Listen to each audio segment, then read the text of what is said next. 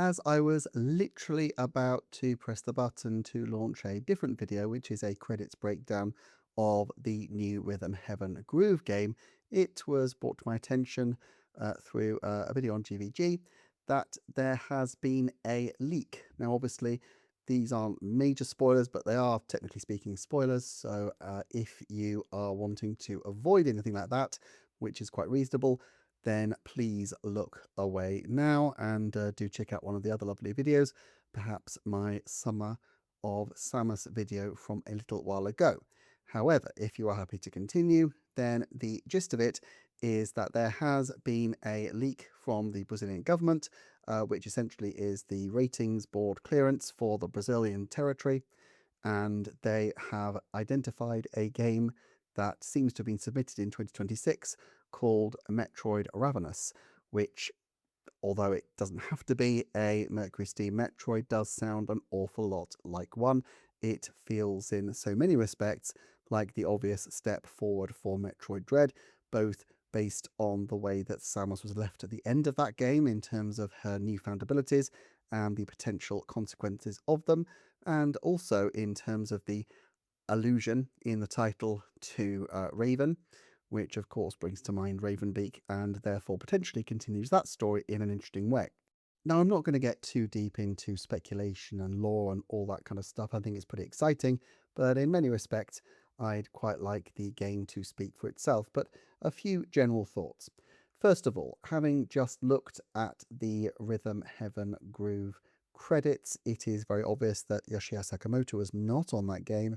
And I did say this in the video, which will come out tomorrow probably now, but this makes me think that he did in fact retire probably around late 2024, maybe early 2025.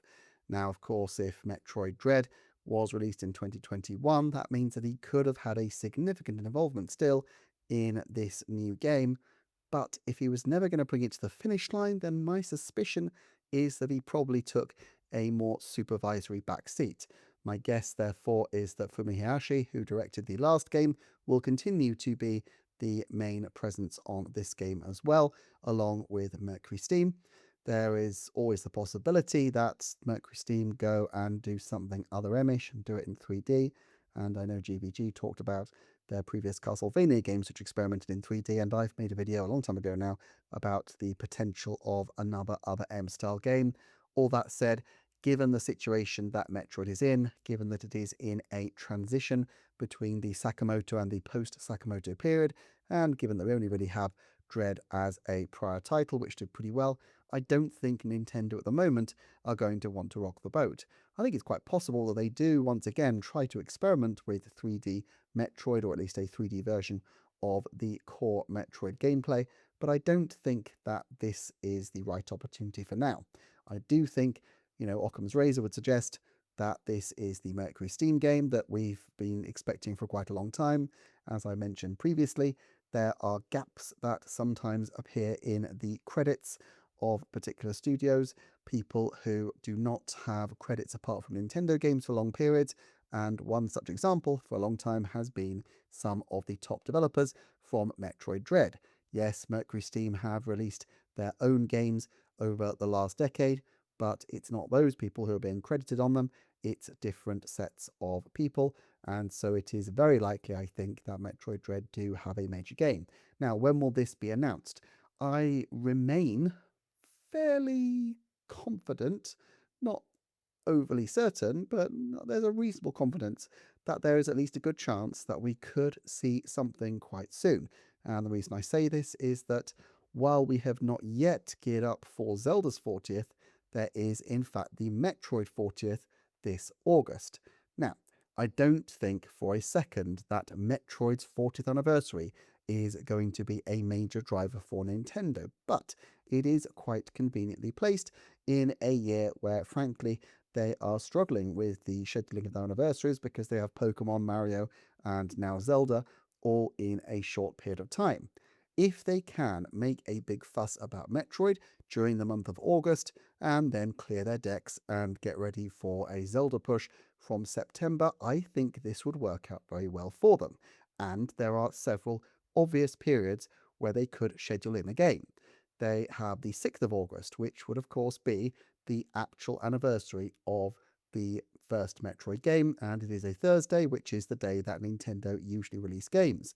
They could also push it a bit later and release something on the 27th of August, which would be the period where they usually like to release a game, the last week in August. Currently, as it stands, there is no August game announced, even though in June and July we have had quite a number of games, and so it stands to reason to me that they do have something up their sleeve that they're waiting to shadow drop. Why would they hold on to Metroid? Well, they've just released Metroid Prime 4 and they don't want to completely rob it of publicity. However, on the other hand, it is completely normal for Nintendo to have Metroid games in relatively quick succession.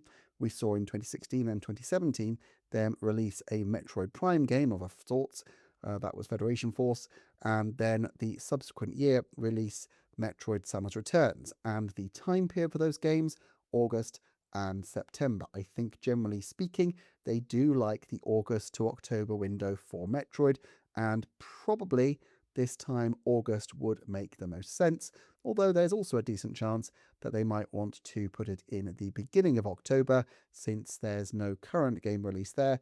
That would only be if they are truly going to put Ocarina of Time right up against the GTA 6 juggernaut. I'm not sure that that's likely. Another option, of course, for Metroid would be that they repeat what they did last year and put Metroid 6 in December. I'm not sure that's optimal for Metroid, though. It feels like if they're going to have a game out, they're going to have it out before the holiday, especially if it's rated and therefore theoretically complete. They had to do it probably with Metroid Prime 4 because it seems like the game wasn't quite finished, but I think their ideal situation will be to have it out a little bit before the holiday season so it gets its own focus but doesn't take up too much of their time when they have their more major titles to contend with. All that said, I would suspect that there are a few possible dates that the game could launch. One would be the 6th of August, one would be the 27th of August, another would be the 1st or 8th of October, somewhere around the beginning of the year, and then it would probably be the first week of December, if not. All things considered, I'm not yet sure that I'm willing to commit to a particular set of predictions for the date. I'll kind of want to give it some thought and let this news settle out. But what I would say actually is that August prediction, I've got a full video from a little while ago which goes into this, which I'll link at the end. That idea of there being some kind of big moment around Metroid base in August is still feeling like something that I'm not shying away from at all. Having said that, this is not to say that Metroid is particularly more healthy as a series at the moment. Clearly, Metroid Dread did pretty well, but then again, Metroid Prime Remastered and Metroid Prime 4, we don't know they did disastrously, but they certainly didn't do mega numbers, and quite possibly they didn't make back the significant amount of money that was invested in them. Now, they might have been beneficial in other ways, such as in raising the profile of the Switch 2, particularly in terms of its technical capabilities, but I do think that there will come a time when they want to seriously assess what the value is they're getting from the Metroid franchise.